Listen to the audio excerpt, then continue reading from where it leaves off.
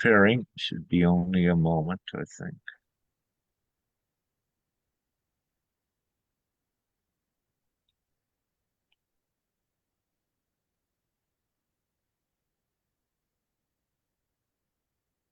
All right, I started the recording. I also saw we are on Facebook now. Yeah. All right. Great. It's begun. So, hi, everyone, brothers and sisters, and of course, mums out there, and all ascending in this most glorious, auspicious time, despite the trials and tribulations we must go through, and also to transition this reality for the good of all. So, uh, today we're graced with Sister Laura Martin from Canada, and poor Sister Nya, and I. And what we're doing, we're still comprising the panel to unite the moms worldwide and to expose more fully and more in depthly the actual intent with the uh, kidnapping and stealing of the children worldwide by the social services in Canada to whatever degree, child protection services in the US, youth care or child care, I believe, in Austria and Germany.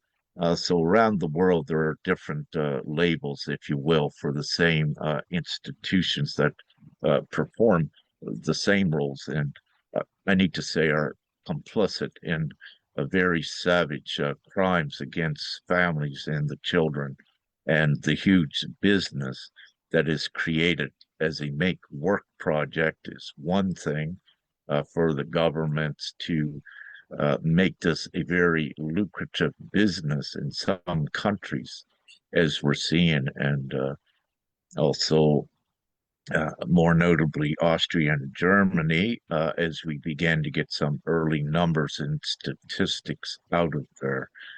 I'll just say one more thing, and then I wish for Sister Laura to introduce herself to our, just to update everyone to some of our, this is not validated yet. However, to our understanding in Austria, it is somewhere between 7,000 and 21,000 a month that the government pays the institutions and the levels of that for each child. If you do some quick math on that, I think it would mean that for one child, dependent upon the child, that it's about $280,000 is paid by the government for one child to these child care centers and all involved for 1 year. Can you imagine that? 280,000 euros. If we're to put that into Canadian dollars, that's way over, it's probably 330 $1,000 1 year that the government is able to put this much money into. So, of course, that's just one statistics to retain the interest as we go forward and what we discover and what we uncover, and also the truth and what we share. So, without Rick rambling, dear Sister Laura, will you please oblige us and give us your background, if you will, and also your knowledge of this, what is currently happening that has reached, let's say, the pivot point. It can no longer go forward as it was. Um, so, please, without further ado, Sister Laura. First of all, thanks for inviting me and having me on here. I'm very blessed to be part of this program, and if we can help get some kids back into the right hands, that is what it's all about. So, I was a certified rehab practitioner for many years within the school system here in Canada. And I worked as an in-home support person. So I was working with young children with disabilities, pre-kindergarten kids.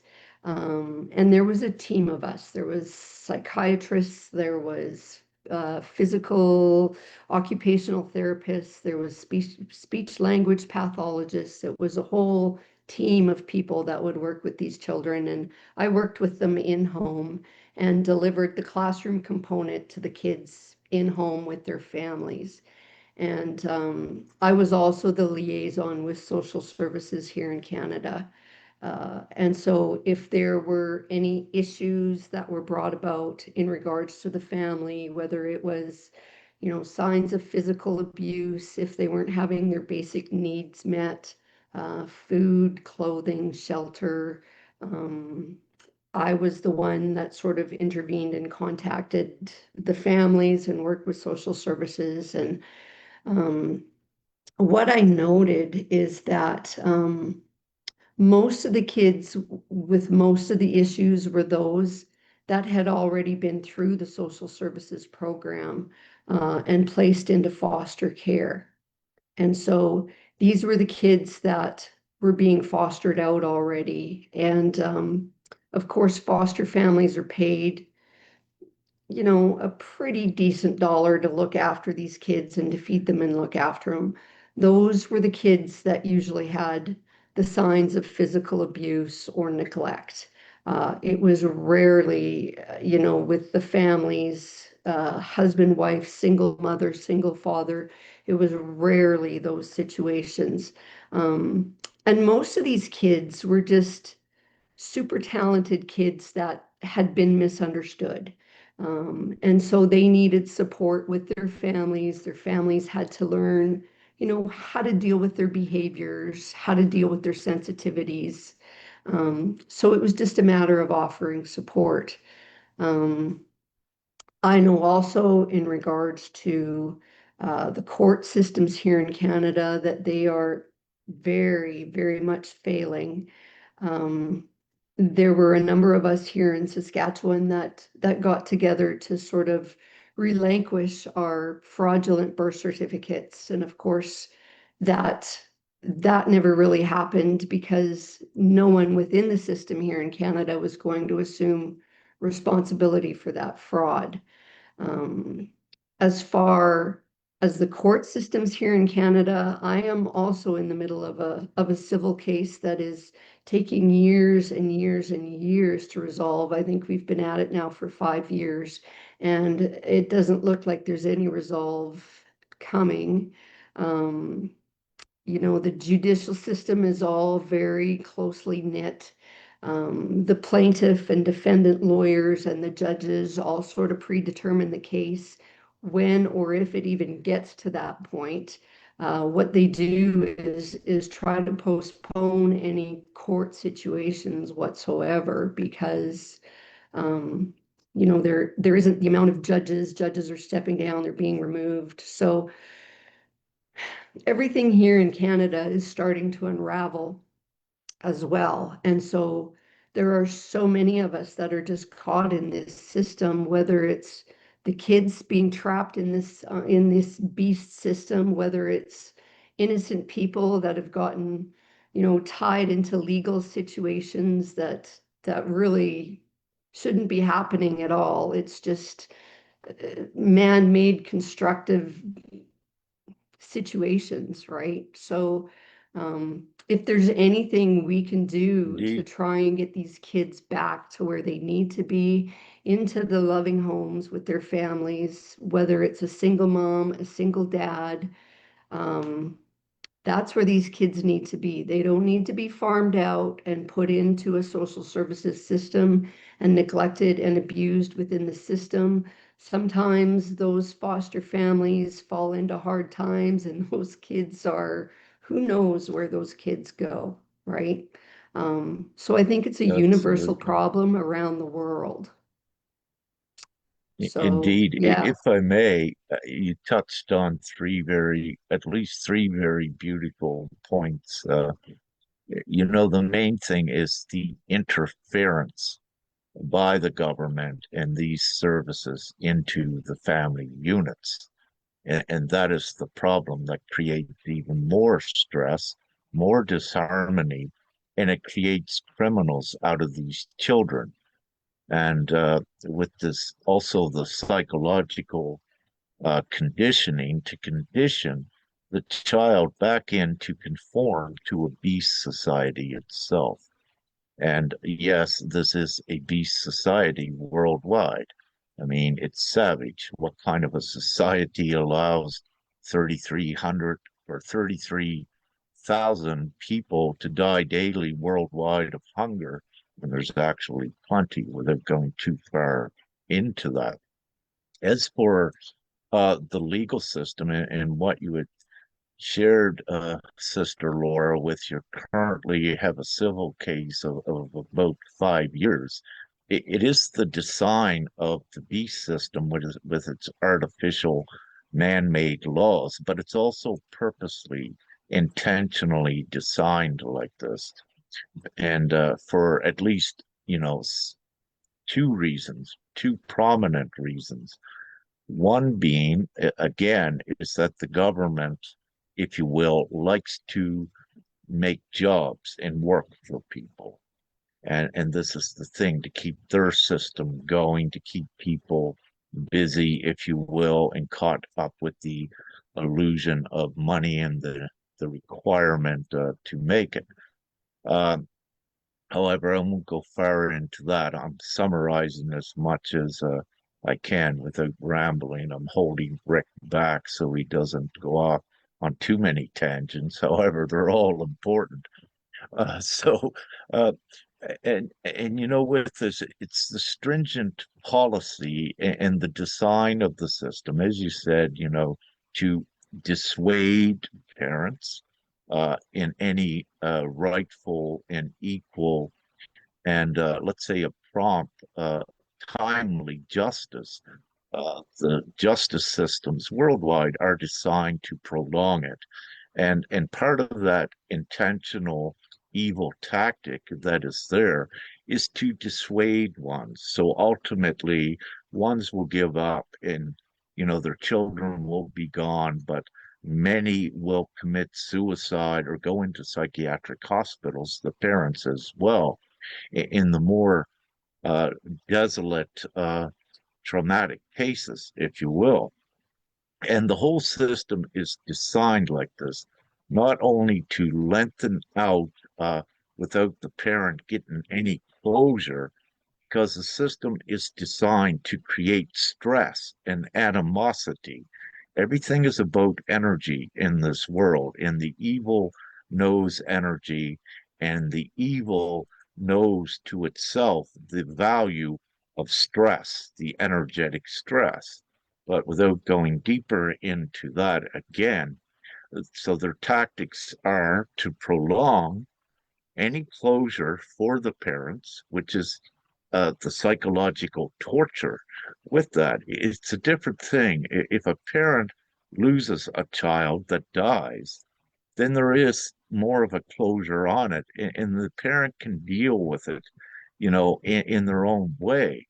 However, when children are taken, that psychological torture goes on every day, constantly putting stress from the parents out into reality, but not only for the parents, also for the children. The children are then typically in a place of psychological confusion. They don't know what to do, they don't know what is coming, and also what the children will do, they're very creative at adapting to situations and at always protecting themselves, meaning that then the children will begin to tell stories or even lies to protect their security when they're in these foreign places. So it's part of the psychology that goes on with that.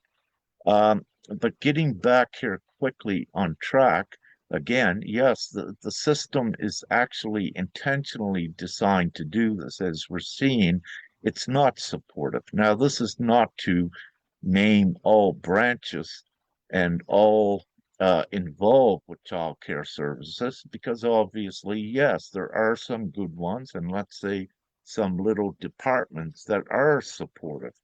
But it's also these little departments that once they're in there, the good ones, they began to see the big picture and how it is not right. They began to see through the illusion and the actual intentional construction of the system that is its underlying motive and intent is to create the stress in whatever way it can, and also to take the children for psychological experimentation in the least and conformity. And again, with this, I love citing the Little Danes experiment in Denmark. That's where they took the children against their will from Greenland to attempt to conform them and to turn them into little Danish citizens. And, this just come to the light more recently. It's been in court, I think, just 2 or 3 years ago. And of course, we have the infamous residential schools at where that underlying intent come in there to separate, not only to separate the children from their parents, the native children, but also to separate these children from their identities, from their heritage, from everything that they were, and their strong belief systems in Creator, if you will, directly. So to impose another religion on them, but also in the with the intent, even though, let's say, Christ and God is a good intention, and it's so important to have, the darkness would manipulate that and put a bad picture on it in attempts to overthrow the identities of the individuals in Canada and in the residential schools, and of course the children. And the real truth with this is, as I spent a lot of time in Canada and Saskatchewan as well, and I've spoken with survivors of the residential schools and the macabre, uh, very dark stories and their truth and the trauma they still carried and what they witnessed. It was very, Yes. very sad. I But uh, I and took I took go ahead, statements from please. them. Thank you. Sorry, I Oh, worked did for you? Excellent. Yeah, yeah, yeah. I worked for an organization called Honor Walk, and I took statements from a lot of these people in regards to the residential school settlements. And most of them, were very aged. Most of them didn't see a lot of their settlements. Most of them had to have physical scars, of their abuses in order to see their settlements. So again, that whole residential school and the settlement and the reconciliation was a little bit of a farce too.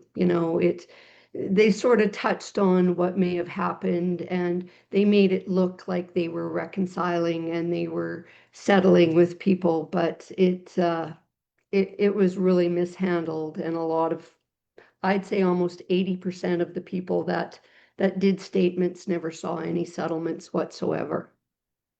Yeah, trying to be brushed under the rug and covered Yeah, up. yeah. And that is the Trying to same make old. it look like something was being done, but it Exactly. was And not.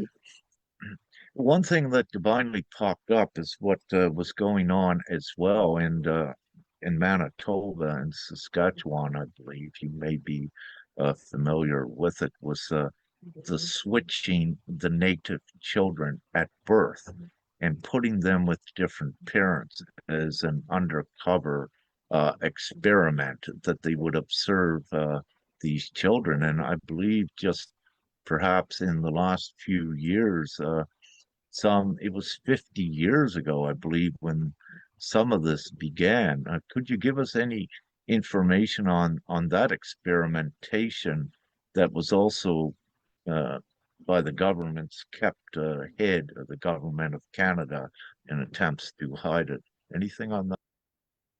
I'm not real up to speed on what happened in regards to the Indigenous community, but I know that here in Saskatchewan, it was sort of uh, I guess, the mastermind of the MK Ultra program. And I know for a fact all this human experimentation went on because my mother had postpartum depression after having my brother, and she got committed to a hospital, and it was all MK Ultra testing, and she came home just a completely different person. So I know that there was all kinds of Was she in testing being Was done. she in Montreal? No, this was Was she in she Montreal, went. Laura?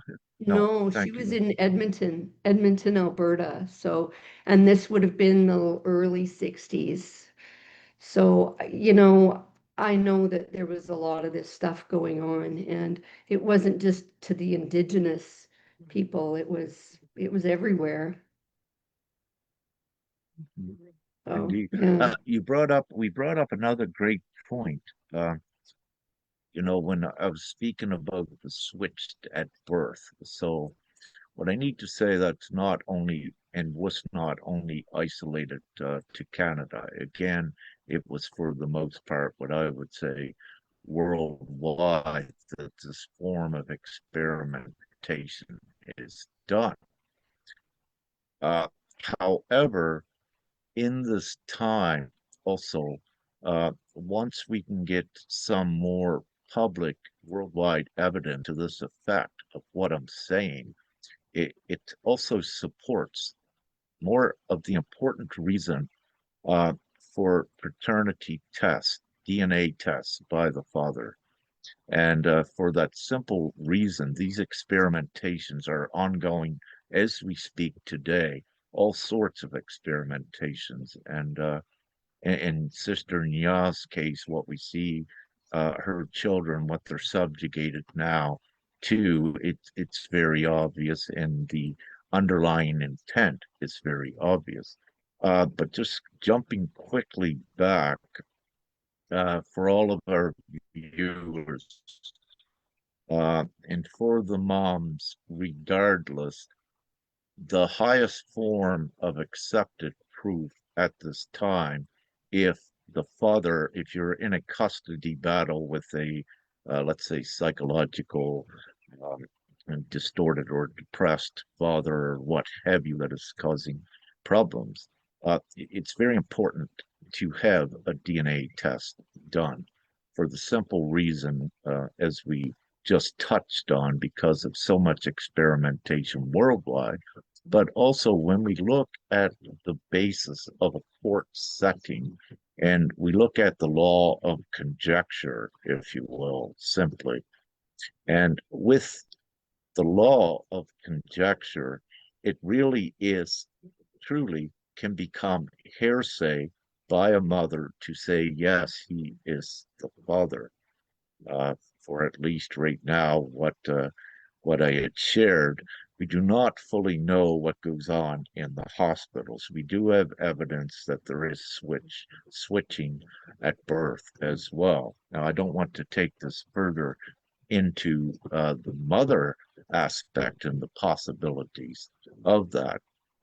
However, at least to support the mother, there should be, uh, in any court case, if a father is manipulated to go against the mother, again, I say it should be a DNA test, not conjecture, not hearsay. And also, with a recent study done in the US or a recent poll, I believe it was decimal 5% of, I forget the number, maybe 8,000 or higher, that were polled, mothers.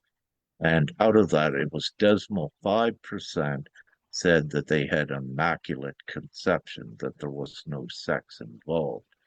Uh, so even though it is not to any degree any evidence worldwide of this, when you have such a huge number out of the population, out of a micro example, it needs to be considered as well. Is the father the real father? What is the most um, valid way to prove that?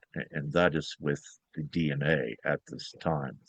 So, having said that, realistically, no court can proceed in a custody battle for the father unless there is DNA, because there's too much speculation and conjecture that is entered in there. And that is not truth. It is not law. It's not the basis of law.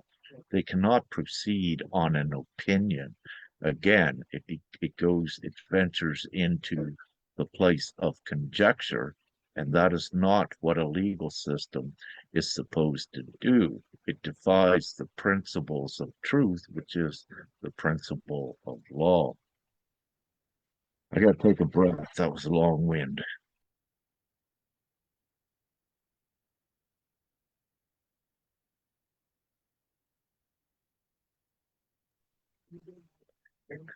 Do you carry on, dear sister Laura, Oh, if okay. you will? Yeah, I pretty much summed it up. Like, uh, I know the systems are failing here. They aren't working for the people. They definitely are not working for the children. Um, there's a lot of neglect and abuse within these systems. And of course, children with disabilities, broken families, they seem to be the targets. They're very easy targets, whether it is through the school system, whether it's through extracurricular activities. Um, yeah, it's a universal problem, and the child trafficking is huge. Anybody who denies that this is happening, hasn't seen these kids that they have recovered and they have found and the conditions that they've been in. So there's the biggest money to be made is in child and human trafficking above drugs and guns and everything else. So, you know, things really escalated here in the last 20 years, and the corruption and the What evil just got out of What have hand. you, indeed, what have you experienced, if you will, with this systematic abuse, is what I'll call it, by the child care services? Have you actually witnessed any underlying intent, at least subjective to what I have said, or in alignment with that? What is your experience with that? Um, to me, working as a rehab practitioner and with these children, it was the kids that were already in the system that had the long-term deficits. They were the ones that were abused, they were the ones that went missing, they were the ones that, you know, just had long-term detrimental effects. And you basically want to do everything you can to try and prevent social services, prevent the courts from intervening. And you really got to fight in some cases. It's a real struggle because there's big money at stake, So, right? Um, indeed. yeah.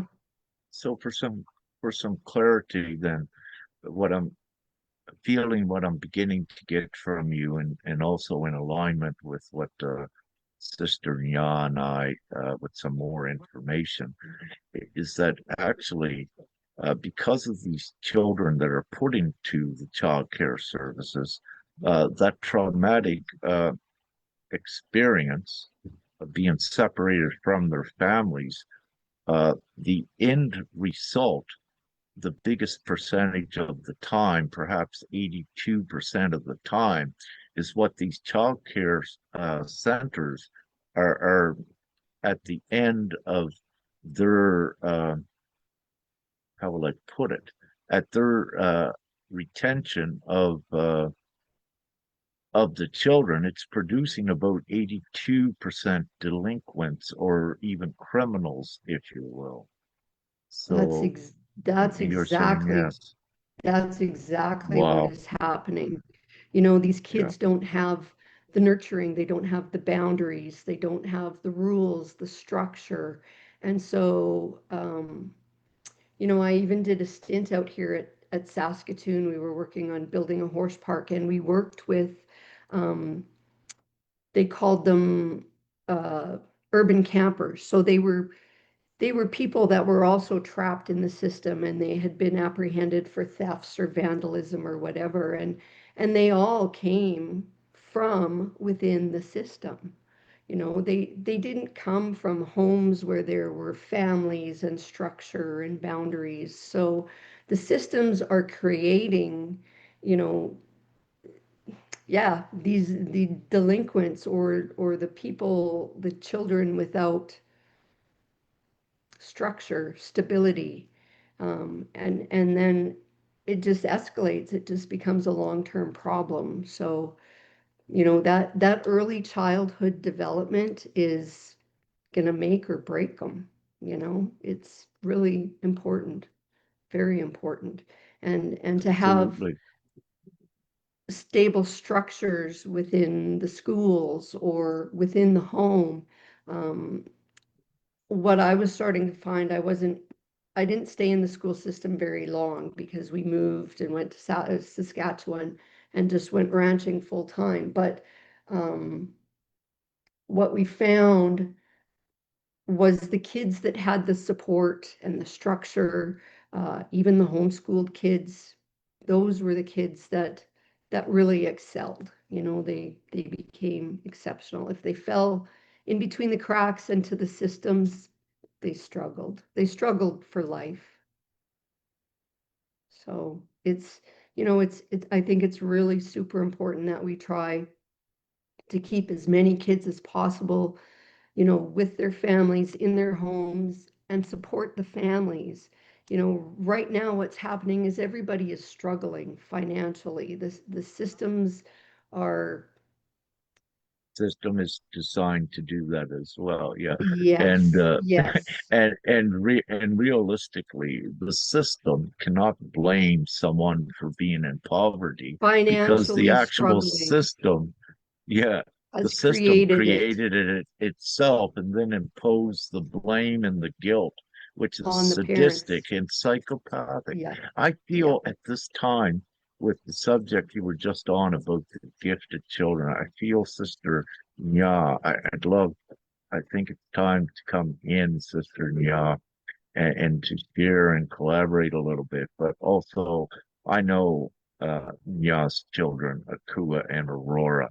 And let me tell you one thing about Akua. I think he's 5 now, but I met him when he was first about 3 years old, I believe 3.5, perhaps. And he was the first child that was able to telepathically communicate with me on such a powerful, distinct level. He was sitting under a tree when we visited with Nya, and I was walking sideways away from him to, I think, go over to speak with Nya and Fem. All of a sudden, boom, it come in so powerful. I had to go back, and I turned my head, and oh, it was so beautiful and so real. And you know, these children are very gifted. But I'll let Sister Nya speak. Yes. First of all, thank you so much for sharing everything, and I'm totally with you. It's very similar to what I'm observing, you know, because I'm also talking with a lot of mothers as well. And it's everywhere the same thing, meaning like, you know, instead of there's help or assistance for the families, the children, or the mothers, they are taken away. And also my research confirms that, you know, meaning like if they are brought, you know, into those places, you know, where no one is nurturing and caring for them, you know, they got all criminal. So most of them are criminals. But also what I observe is that there are a lot of children, especially, how to say that? gifted ones or, you know, strong ones who are not fitting Yeah. into the system, who are raised, you know, by very loving and nurturing parents, you know, in a very free way, you know, which is supporting who they are, their identity, and also their gifts. They are mostly taken away. So there's and it started to it's starting to rise, you know. So Yes. that is also something. I also have a similar case, you know, with a mother. Her child also has special needs, and she got help. But the thing is, what I always see, you know, with the pattern is that they are, you know, because of too many people, you know, trying, you know, to step in. There's a lot of stress put on to the child and the mother.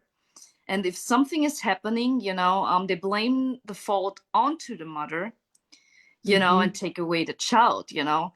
What I also Mm-hmm. know is that they have, you know, in Austria, they are allowed to intervene or, you know, to step in, you know, with children with special needs until the age of 21.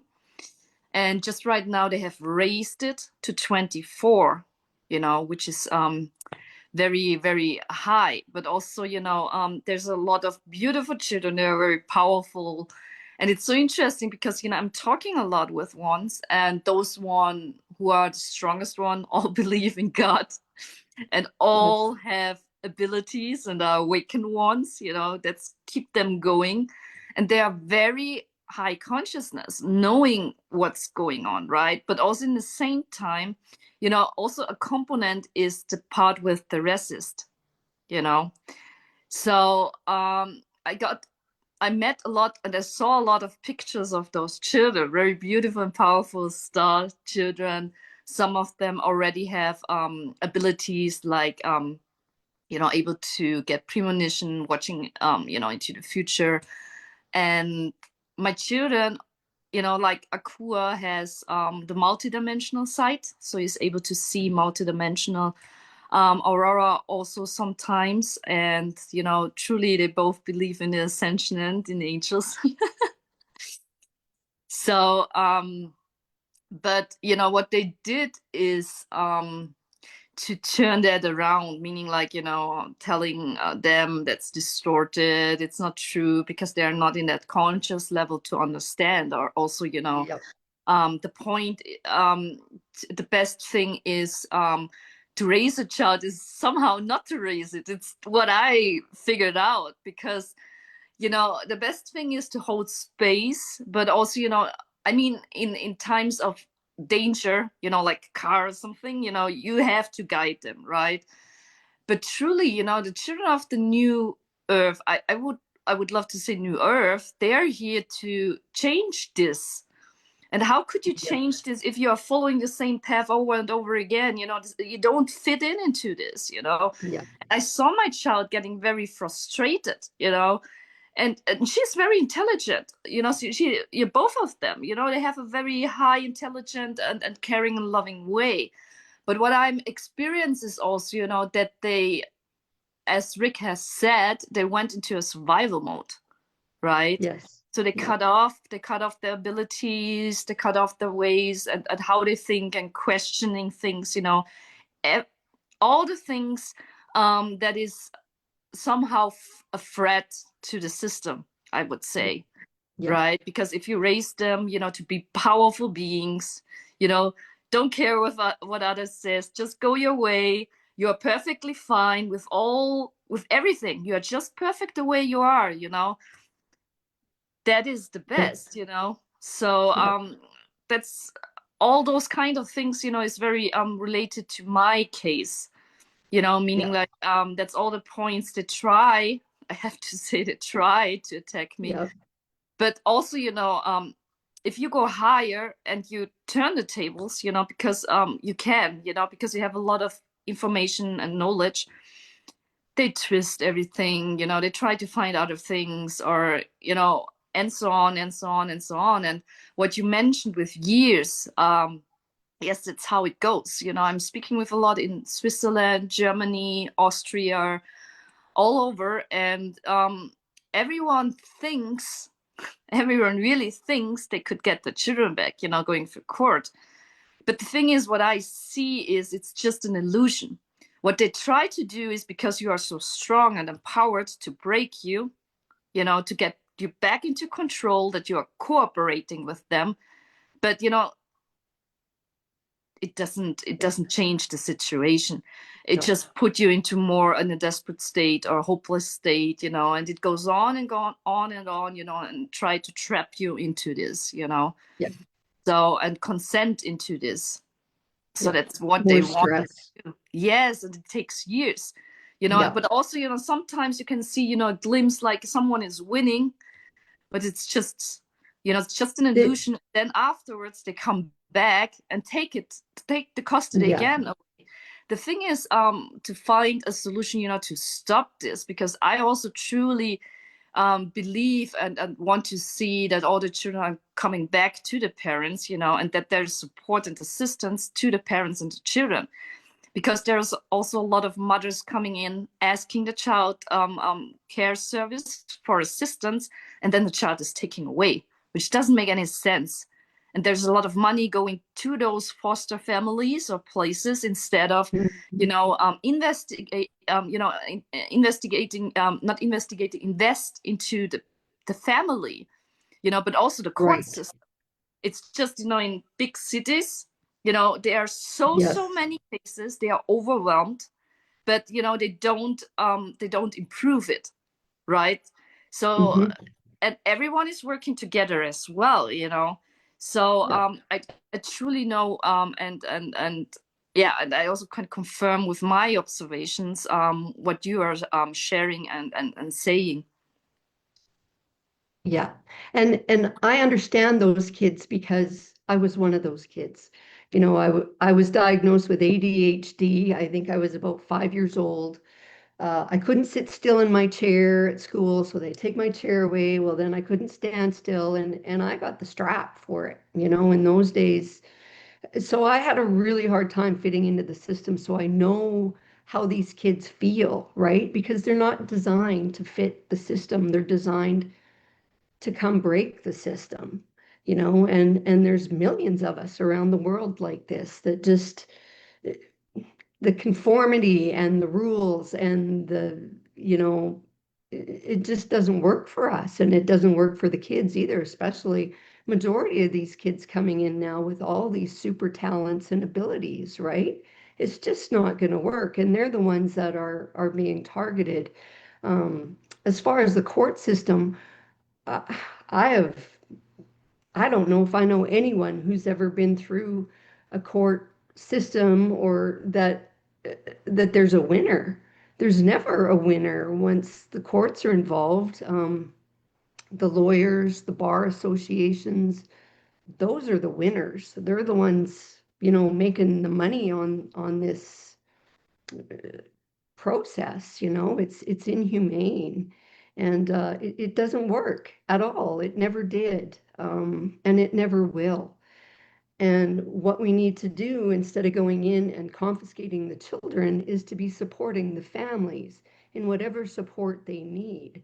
If we could take the money that the legal system is hoarding, and give that to the families, that would solve a lot of our problems, right? But it doesn't work for the system, the confines that they've created. So we have to change that however we can, and the more people standing up and saying, look, this is unjust and this isn't working and we need to change this, the more power we're going to have. But there are still so many people living in so much fear of breaking the system or doing something wrong or becoming part of the system. And we can't have that. For the children's sake, we have to stand up and we have to say there's got to be a better way to be resolving this. Right? I mean, that's all there is to it. People have to quit being afraid. They have to see the injustice, and they have to say, like, our children are our future. They are the ones that are here to help us. They've been sent to help us. So we need to be fighting for these kids, and we need we need their support. We need them to help us break these systems. And if if social services, the courts are stealing them and taking them, they're taking our power away, not just our children.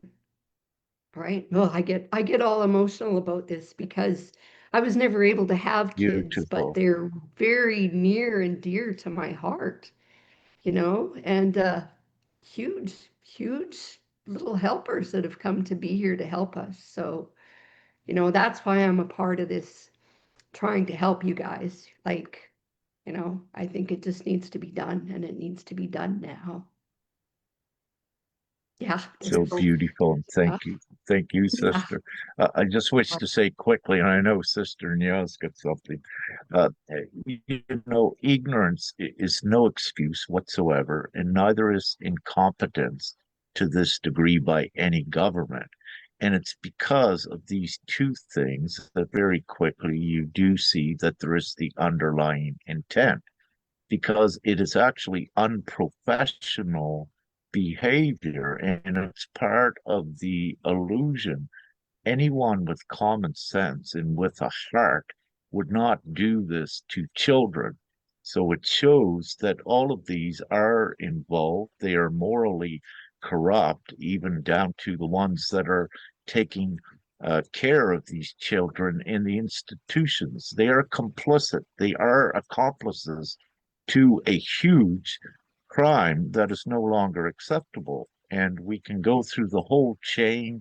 Lawyers are complicit, judges are complicit, all of them, all of the levels and all of the bureaucracies in any legal system. And and a very important thing as well is, yes, what these child care, child protective services, all of this, what it does, it robs the children of their evolving ingenuity and unlocking it. And Sister Laura brought up the statistics, but also the experience that she has at seeing with the homeschool children, where they are nurtured and supported by the system rather than condemned by the system and locked into a prison of stress for however many years. And where the homeschool do excel, this is also the case with Sister Nya and her children as well. The children were going to a public school. However, all during the course of that, Sister Nya has been complementing their learning with the higher consciousness, the evolving consciousness to go in to the civilized reality. And very quickly, they attempt to use this to her, against her, if you will, because of their own fear, and try to conform and diminish the children back in to what they think is right. And really, there is no legal grounds for what they're doing because it's only a matter of opinion.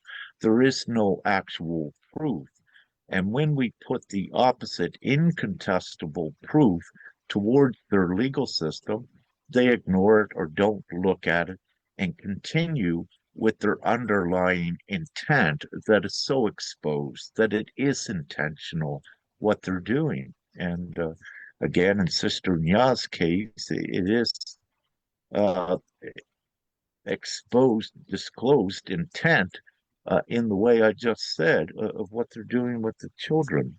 Nevertheless, so Sister Laura is going to be part and sit on our beautiful panel that we are constructing with professionals and to whatever respect in freeing the children worldwide and forming a panel to that effect to also end all of this worldwide to whatever degrees that it takes to do that.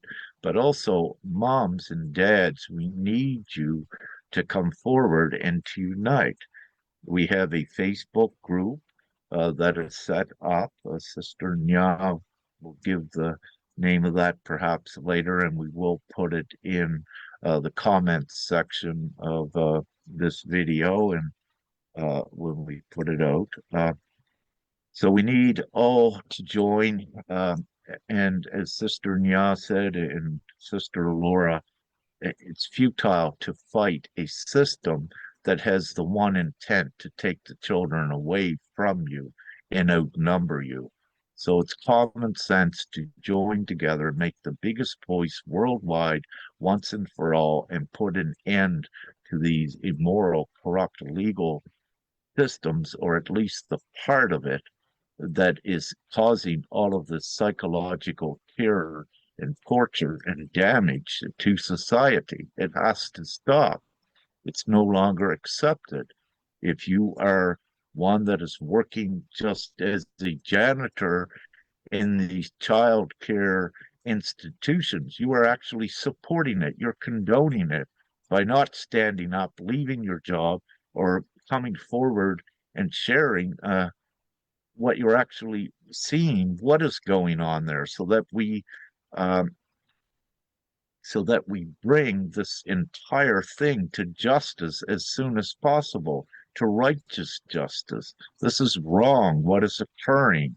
It is morally wrong. Um, so with that, Laura, what else would you like to add, or Sister Nya? I said my spiel for a little bit anyway. Um, I I think a time has sort of come now in this whole process where people just have to quit living in fear, and the power of money seems to have a lot of control over people. Um, but I think the time is coming where we all have to just stand up and say, enough is enough, and not even just in regards to the children, but in regards to all our systems that are failing, that don't work for the people. They never did. They were designed to leave us um, enslaved, and we have to demand change, and it's up to each person individually to become strong and to say, you know what, I have no fear. If you're going to put me in jail for speaking my mind or doing what I need to do, then go ahead. I will do my time. I will whatever, right? Um, but Well, we they all can't have to lock us stand up. all up. They don't have Yes, enough room. exactly. There's strength in numbers, and there's a lot of people out there that are just waiting for someone to come save them or for somebody to come do something. But we're the people we've been waiting for. We need to stand up. We need to take a stand and say, enough is enough. Like, no one's coming to save us.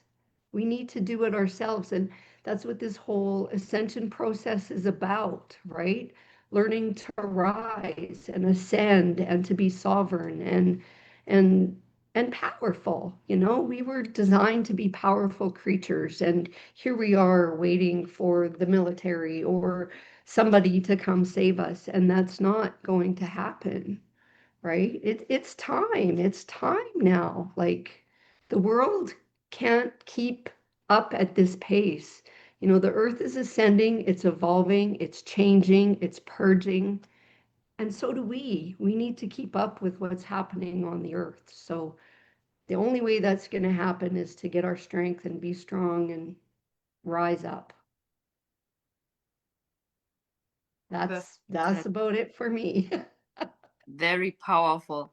Very powerful. Yeah, I'm yeah, totally with you. It's just you can see, especially in those processes and cases that once get very distracted, meaning like they got a case and they were like, oh, maybe I will win, I have to do that, I yeah, have to stand still, I cannot go public.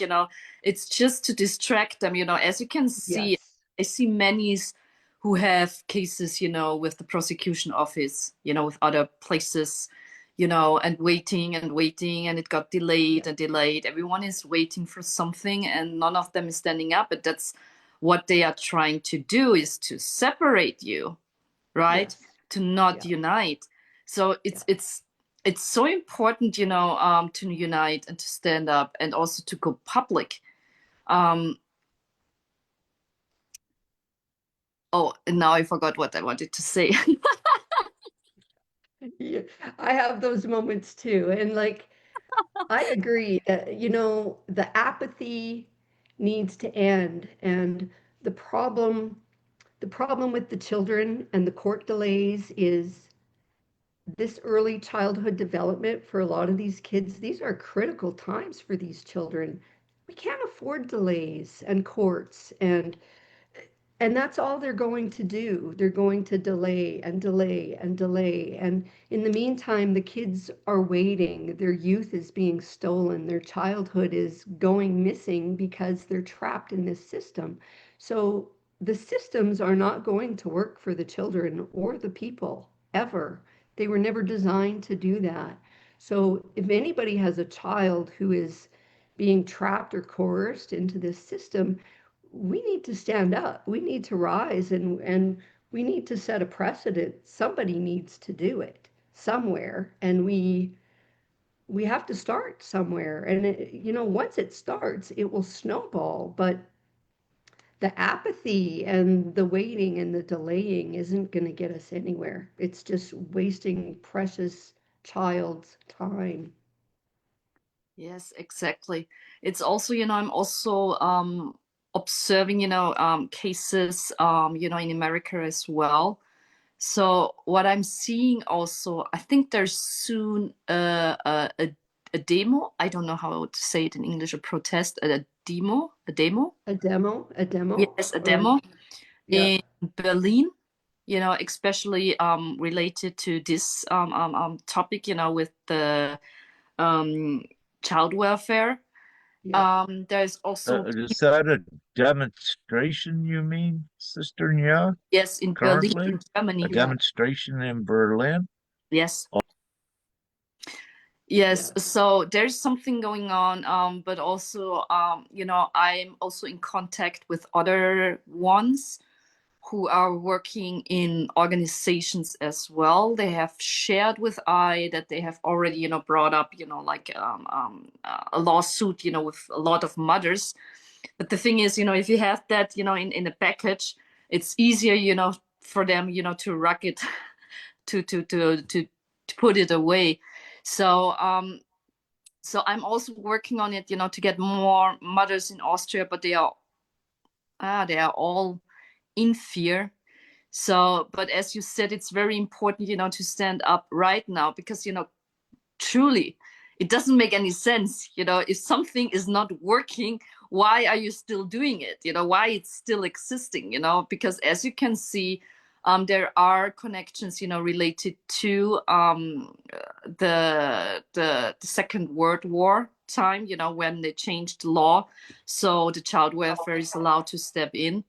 So I also have someone who is writing up something very interesting, which is showing, that nothing has changed, you know, since back then. It's just hidden. Everything is an illusion. It's also, important, to stand up and not to feed the illusion and the system anymore, especially, for the children. So, yes. Yep. Perfect. If I may take the liberty of this moment to share with everyone, we're speaking about unity. To all the moms out there, come and join us, moms and dads. It's mostly moms that have been targeted. And we touched on the reasons why the moms and that powerful unconditional bond directly between the mother and the child is part of the reasons. Because this is demonic, it is satanic, it's psychopathic oriented, or let's say based, would be the better word. Uh, so the three of us, we are all members of divine-gpms.world, which is a worldwide referendum to bring in the replacement system for humanity. Now, it's important that any viewer that is watching this to go and check out the website, and if it resonates with you, to add your consent.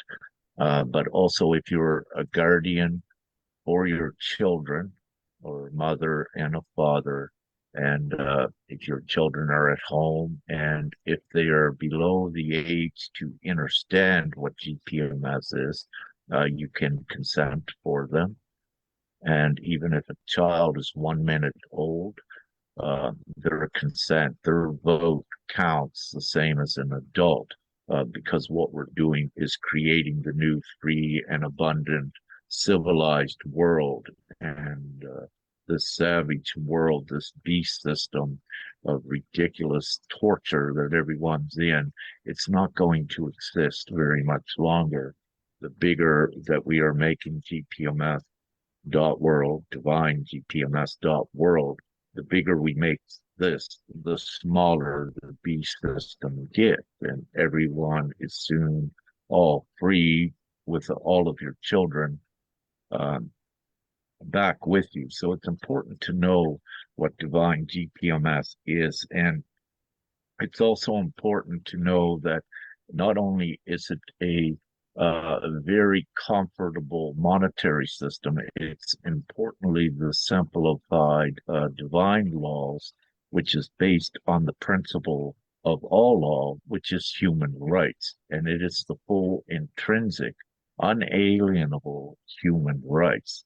And this is important because also divine GPMS.world, with every vote, every consent worldwide, it is a ratification, meaning that once we have the majority vote worldwide, this new replacement system, which is an all-inclusive system just generally outlined on our website, it is enacted into law. No longer is this beast system there that you need to contend with. You don't need to fight for your children or any of this, because all of this psychopathic nonsense and evil is gone forever. This world is in a time of great change. These children, as Sister Nya and Sister Laura said, that are born today, they are the next generation of civilization, not savagery. That's why so many of them will revolt against the current system and the current conformity of it. It doesn't resonate with them. It's not these children. These children are from this heaven on earth, new divine GPMS world that we are creating. They have been seeded here to populate and to keep the new reality intact. They are not part of this beast system. All the children are fully innocent until the system begins to get them and to turn them into criminals and delinquents and dialects of, I didn't pronounce that correctly, but all of these adjectives. Uh, these children are not the system. And it is the moral obligation of everyone worldwide to support this new world for all the children, to save them as well. And instantly, if we had this new system ratified today, within a week, there is no hunger, there is no poverty worldwide. Everything is eradicated that enslaved and suppressed humanity. And of course, all evil is eradicated. You need to know the power of what we're speaking about. We're not quite there yet, but as we go forward and bring more and more together in unity, as we said, this system cannot compete against the powerful number of the people. And no one should be accepting what is occurring worldwide with the system. We don't need to attack the governments. We don't need to attack the child care services. All we need to do is unite and outnumber them with the replacement system.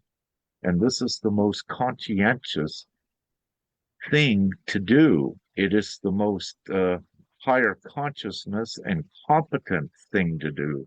This is incompetency in this system. And as Sister Nya and Sister Laura said, it's futile to try to go through this legal system that is designed to create the criminals and to create all of the animosity, the stress, the financial burdening, with paying perhaps some as hundreds of thousands of dollars. I spoke with uh, just to reference a divine feminine from Australia about 2 weeks ago to assist her in her case. I didn't ask her, but she said her husband, her ex, had already spent $700,000 on top lawyers to try to get the children. Her next move was to spend $50,000 on a law firm to go into court with her. Now, where does it end? And this is what Sister Laura was saying, because the system's designed to profit off of it, the capitalistic system. So again, where do we go in this interview from here? How much more can we say? We speak absolute truth and common sense. And how about Sister Laura, Sister Nya, what do you have to contribute right now? Oh, Mm-mm. I just want to add, something to my current case, meaning like, as an example, they took away the children from a loving and caring environment, and they put them into a children care center, and they fabricated, the ex fabricated stories, and he's working, with the child welfare to take away the children. And now they plan to put them into a children place with psychological guidance to support um, the children being separated from I. That's completely crazy. The solution would be the children to be given back, into my care and custody. But what they do is complete the opposite, and no one is listening to the children. So they don't want to be there. They are like prisoner. They don't have any rights. So that's also the important thing, with GPMS, because everyone is equally. Also the children. I always raised, and guide the children like that we are equal, and that is also some kind of thing, which I feel is so, so, so important, because in the court, it's always about, the parents, or, fighting, it doesn't create any solution, brings more harm. But the most harm is done to the children, and no one is listening to the children. No one is caring about them. So, and they are sometimes treated in a way more worse than a criminal, and that has to stop. Because as you can see, it literally doesn't make any sense at all. What they are doing, and they are, they don't have any evidence, or they don't based on anything. They just do. So as you can see, if we don't unite and if we don't stand up, it will continue. If you're still feeding the beast system, if you're still going to the court, if you're still feeding the lawyers, the evaluators, what have you, and all those places, because truly, when I'm looking at my case and seeing how many people are involved into this, everyone had the choice to do the right thing. And every one of them, did the opposite thing, meaning to separate the children from the mother, which is the worst thing to do to a child, if they're in a loving and caring environment. It doesn't make any sense at all. The only thing that you can see here is clearly that they are clearly, targeting me, and also clearly want to have children. The ex is being used by the child welfare. He doesn't know. It could happen, as you can see, he wanted to have the children before, but they don't give it to him. As you can see, it's not straight, it's not honest. The beast system is just, yes. I don't have to put that in words. I have to bring this up, as an example, because in the past I went through the court system, and you never win. It doesn't work out. So that's where I am, just to show that craziness. They are giving them a psychological guidance that they can live, that they are supported with the mental health, being separated from the mother. That's it's just, yeah, I have to share that because it's so crazy, to understand. Yeah, I cannot understand it, that. it it's a torture test which could be resolved in a minute if they just asked the children where they wanted to be. They don't do this. So that tells us that the system isn't working, right? It's so obvious, it's so simple. The answer is so simple, but it doesn't happen because it's all about making money, and it's just it's been corrupted. It could be resolved in a second, but it doesn't work that way. So we have to change that.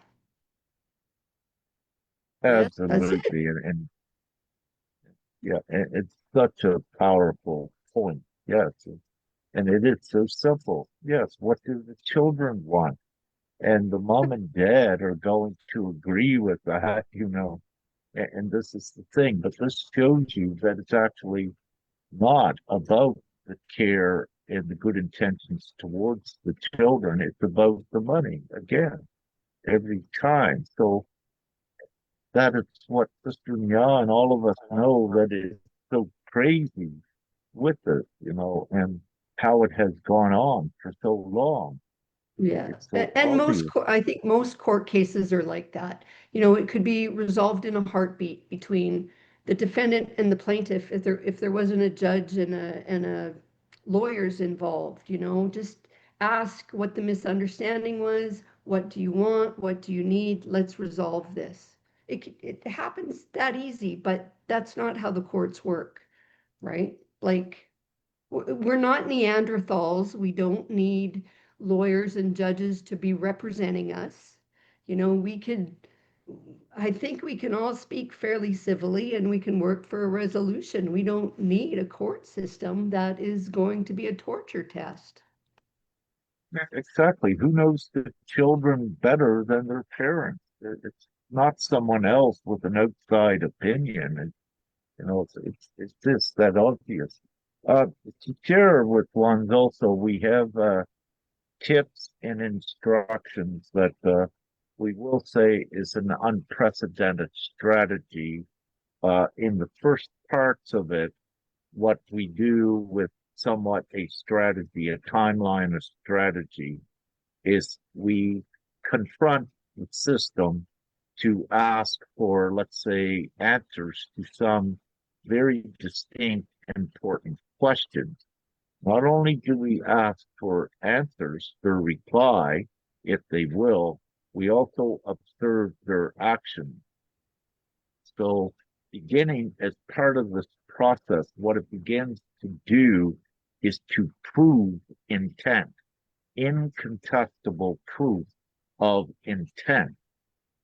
And so, just to keep this simple for everyone, this strategy and procedure, what we have, it takes you in to the legal system somewhat, but it takes you in as an equal objective one to begin to confront it with this process.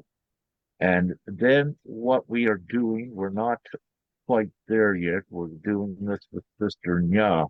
Then there are higher principles of law that we began to apply and different contracts that we began to do as well, because the entire B system is based on contractual law. But once ones know, you begin to use this to your benefit.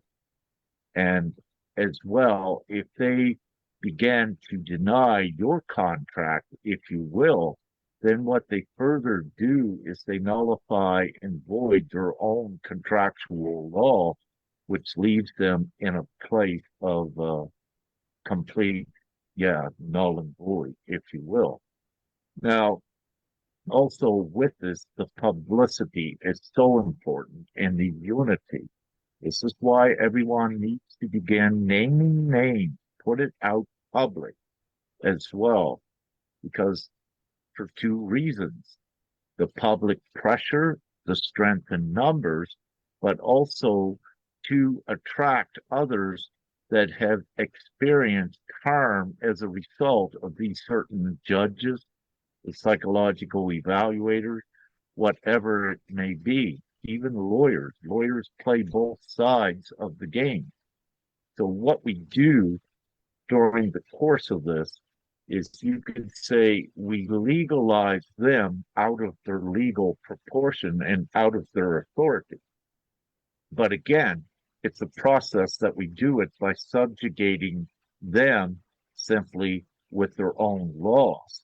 And when they don't, again, abide by their own laws, it destructs their legal system. I don't want to take this so far out there yet, but the reason why I'm saying this, we do know what we're doing.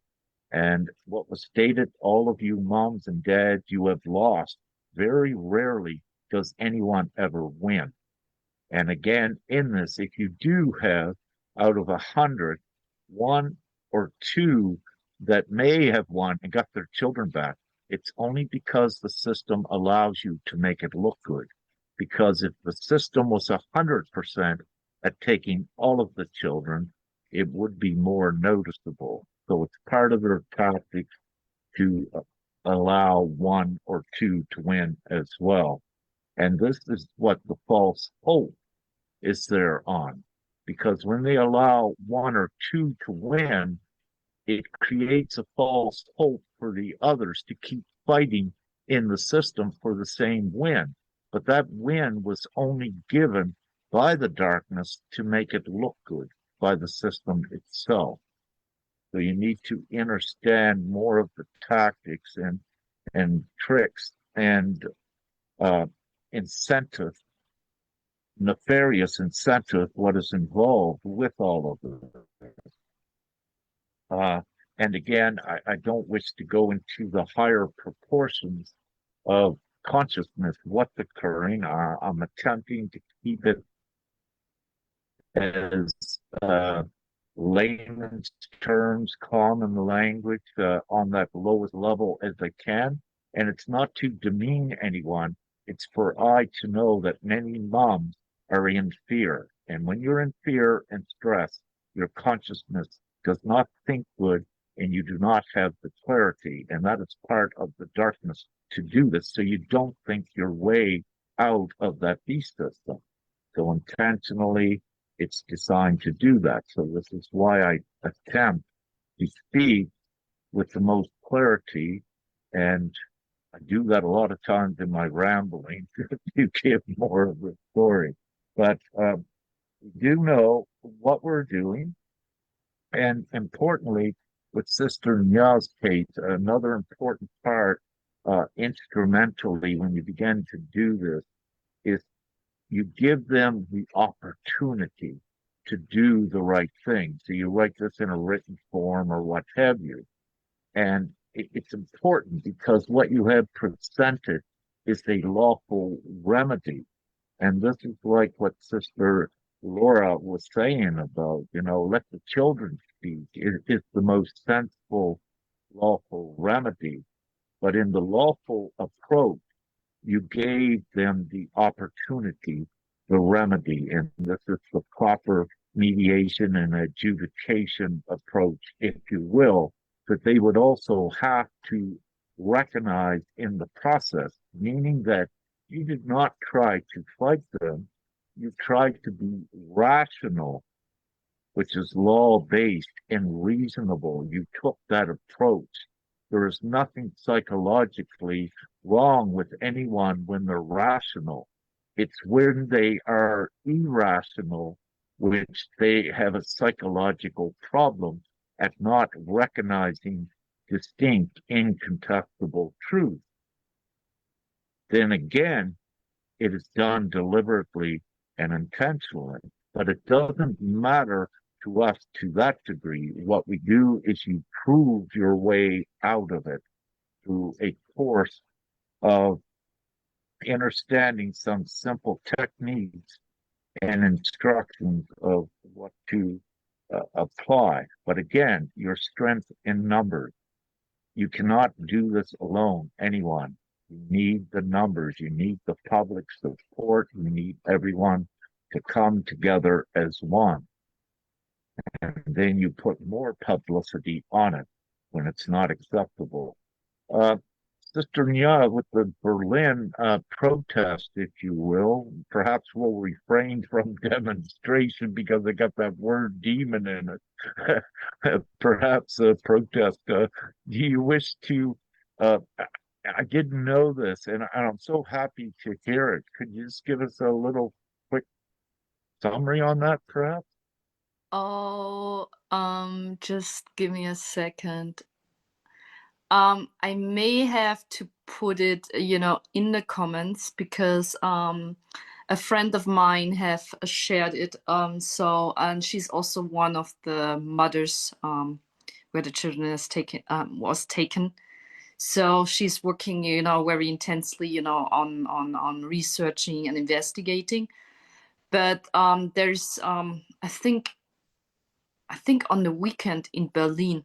So Berlin is a very big state, to do this and to get a lot of attention for this especially. I also saw, many other like smaller ones, but I think that is a bigger one. So they will also get there, to create more, how to say it, more attention. But, there's also ones, trying to change things in court.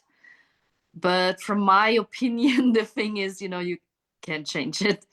The thing is, the beast system, the whole system, as you can see, is made so that you can't escape, that you don't wake up, that you're still suffering, that you're under stress, that you are sick, or, all those kind of things, as you can see. And I just want to add, like, there are psychological evaluator at the beginning, which were criminals and have done, experiments on children, just to share that, how the system is based on, and also, with the school system, when you look at it, it never changed the whole time, and also in prison, you don't have to ask to go to toilet, right?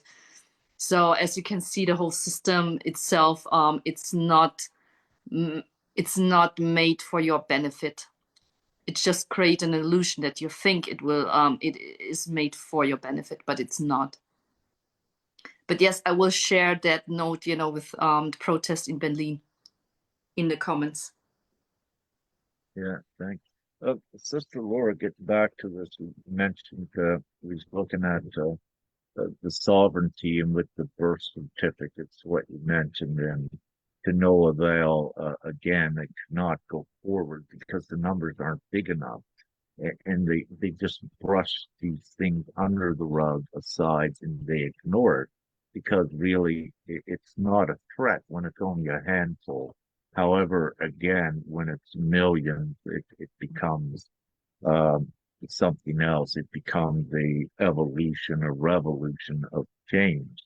And that's again change as in CHANGE. That's what is needed here right now. But what I wish to ask is when we look at this birth certificate, some of the governments perhaps use this as an entitlement to ownership of the children. What would you wish to say about that? You know, I believe that's true. I mean, and that's how we become part of the system. We're given a little QSIP number on the back of our birth certificate. As soon as we are born, a doctor or nurse or someone comes in and says to our parents, well, you must register this child. You have to give them a name and they have to have a birth certificate.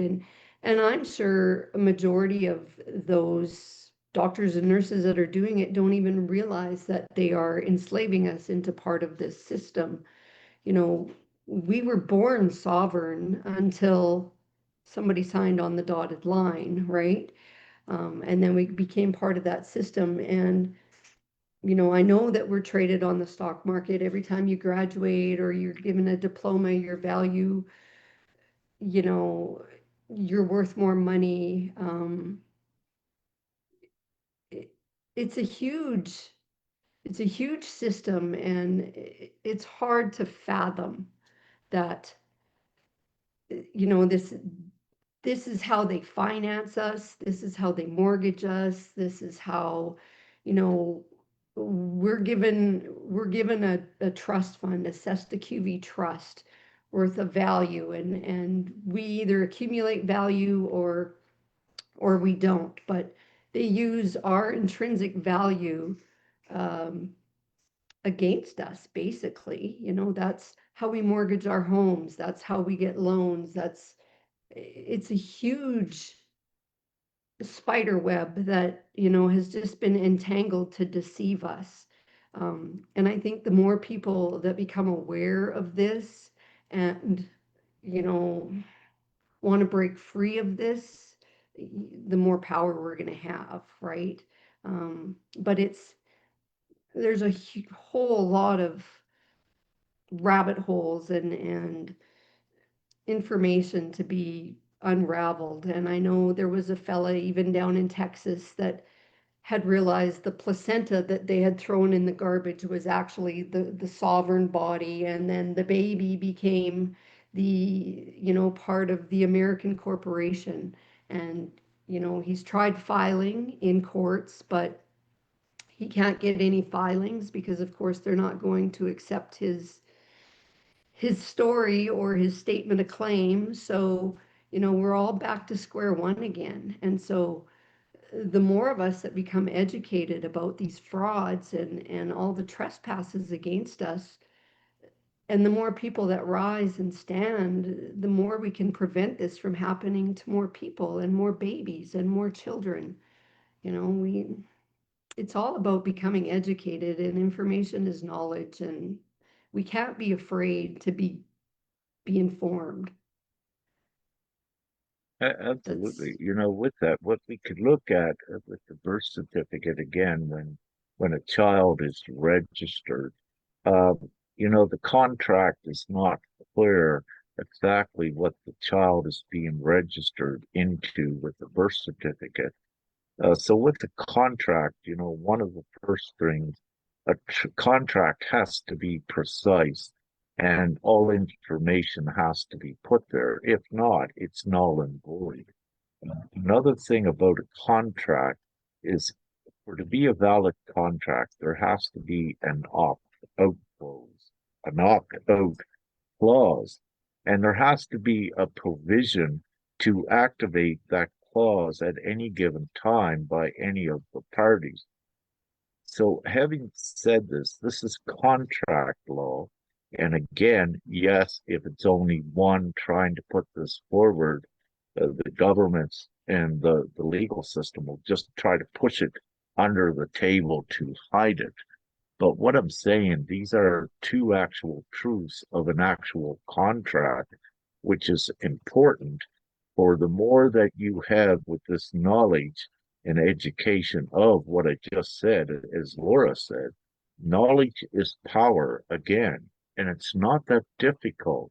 What I just said is very powerful, important knowledge that was said in a couple sentences, even though Rick rambles. Some articulate one could have put it in one sentence, but nevertheless, it is the power with us.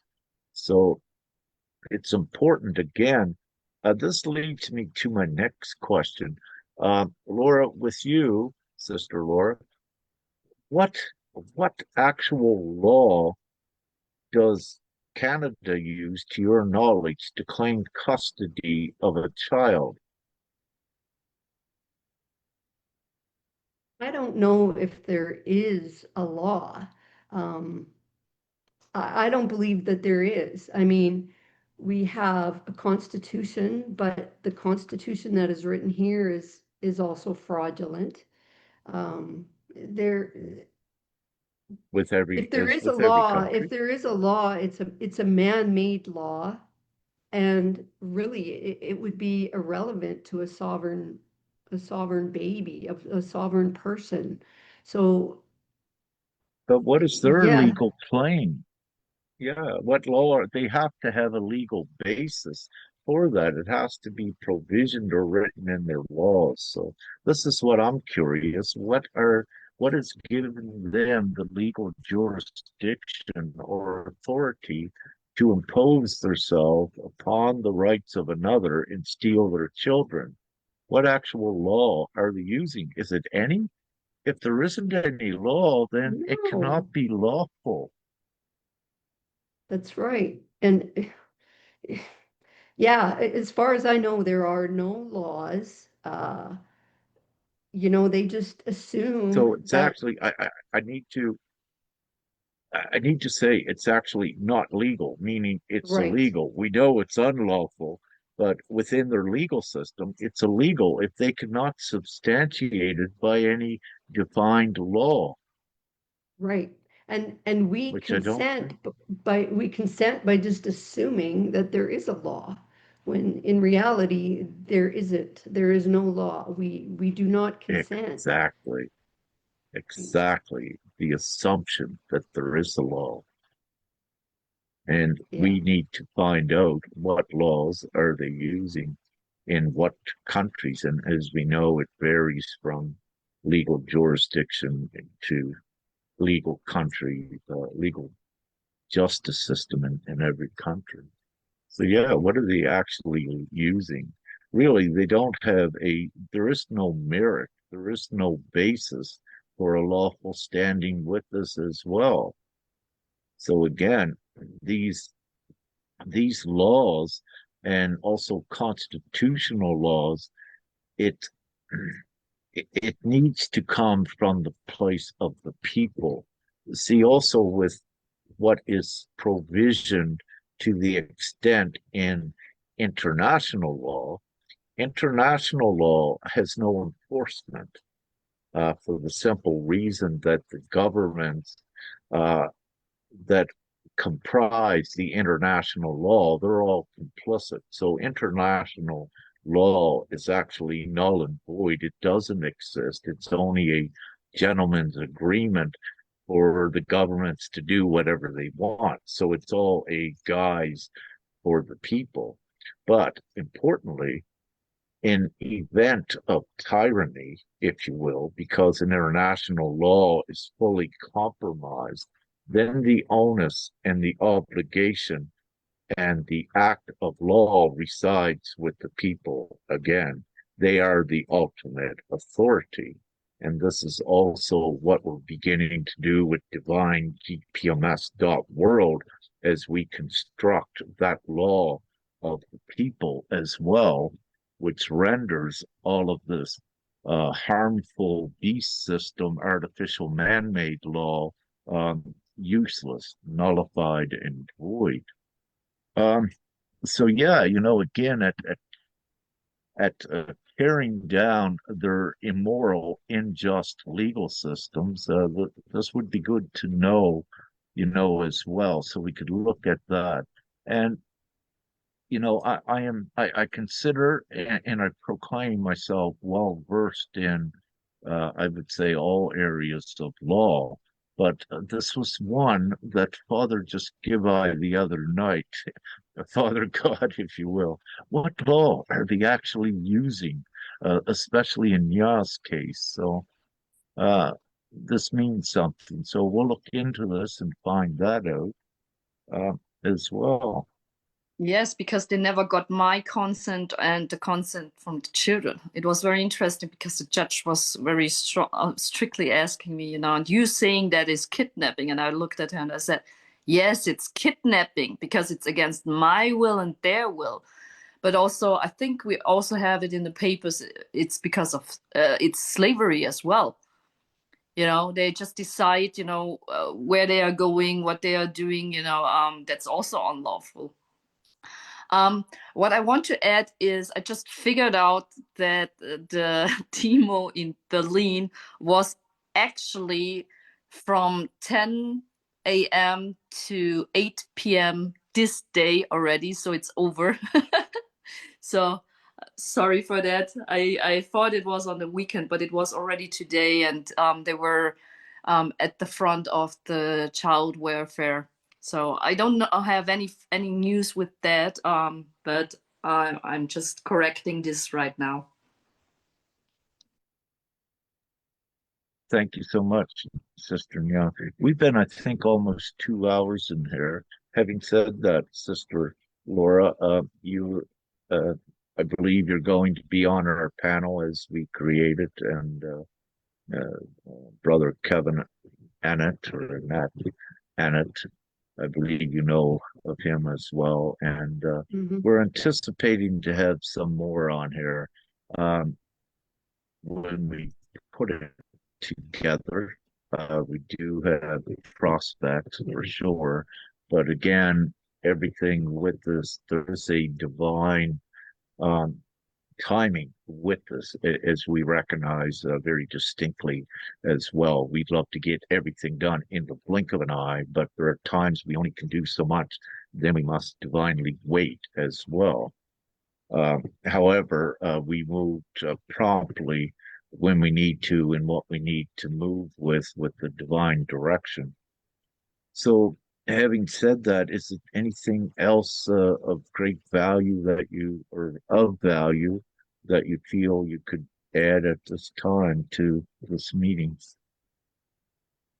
No, I've pretty much summed it up, so I'm good. But yeah, I want to thank you for allowing me the opportunity at least to be part of this. So things will come. It's Oh, going to the take pleasure time, is but ours.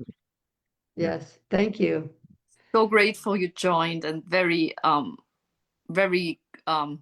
sorry, my English is sometimes I really appreciate everything you shared. It was so much information, but also very powerful words as well, and very on point as well. And I'm very, very grateful you stepped in, because I can feel your love for the children and for humanity, and your trust in this. So Thank you. very appreciate Yeah, you're this. And also you, Rick, for everything that you are doing. Really. So yes, much yeah, gratitude. yeah, for sure. Thank Thank you. you. You're being such an amazing. You're welcome, Sister Laura. You're being a Sister Nya, such an amazing example with all of this as well. The internet was a little bit unstable, but just to reiterate, you as well, Sister Nya, you're the right on the front lines with all of this, and you're important worldwide and being the example and being showing the other moms, no, we don't give up. We're actually getting stronger, and we know all of the tricks of the darkness, and we come here to persevere, not allow the children to be stolen and taken, for sure. And we have the leagues of heaven supporting us, shoulder to shoulder and in our back, and nothing is stronger than that omnipotence. So, all of you watching, come out of your fear, and you've got to stand. You've got to stand shoulder to shoulder now. There is no other way. So, with that, I thank you all, and love, light, and gratitude. And I'll close the Facebook one down, and we can stop recording, Sister. Yeah, you wish.